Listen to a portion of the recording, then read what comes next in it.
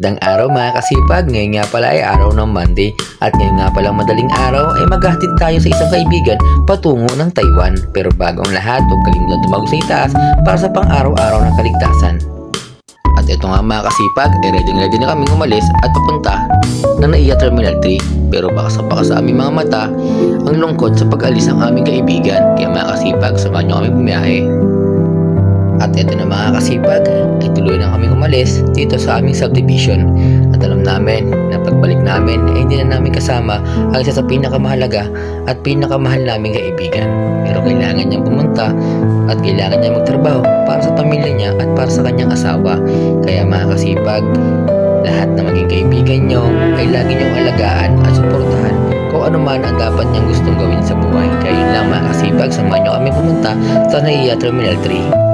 After 45 minutes mga kasipag ay narating na rin namin ang harap at ang NAIA Terminal 3. At dito nga mga kasipag ay medyo buhos ang kalungkutan sa aming mga puso dahil nga sa pag-alis ng aming mahal na kaibigan. Wala tayong magagawa pero okay lang yan mga kasipag kasi alam naman natin na magiging masaya ang ating kaibigan sa kanyang pupuntahan at sana lagi siyang mag-ingat doon.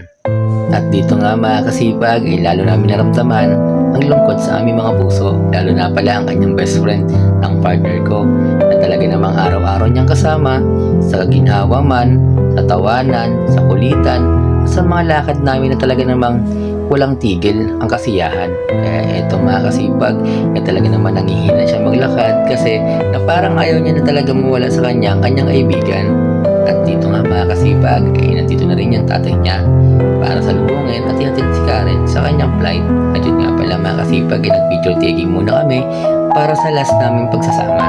At ito nga pala guys, medyo matatagalan kasi siya sa ibang bansa kasi doon na siya maninirahan. Kaya naman talagang bakas na bakas ang mga mata ng mga kaibigan ko at lalo sa partner ko. Ang lungkot sa kanilang mga mata. Pero yun ay masaya naman kami kasi kung saan siya nandun at kung ano man ang magandang mangyayari sa buhay niya, supportado namin siya. Kaya mag-iingat ka dyan lagi. Sa pag-alis mo ay baon-baon namin ng ngiti at saya sa aming mga puso. Kaya Karen, mag-ingat ka lagi dyan at bago ang lahat, huwag kalimutang follow and share sa aking page. Salamat mga kasipag!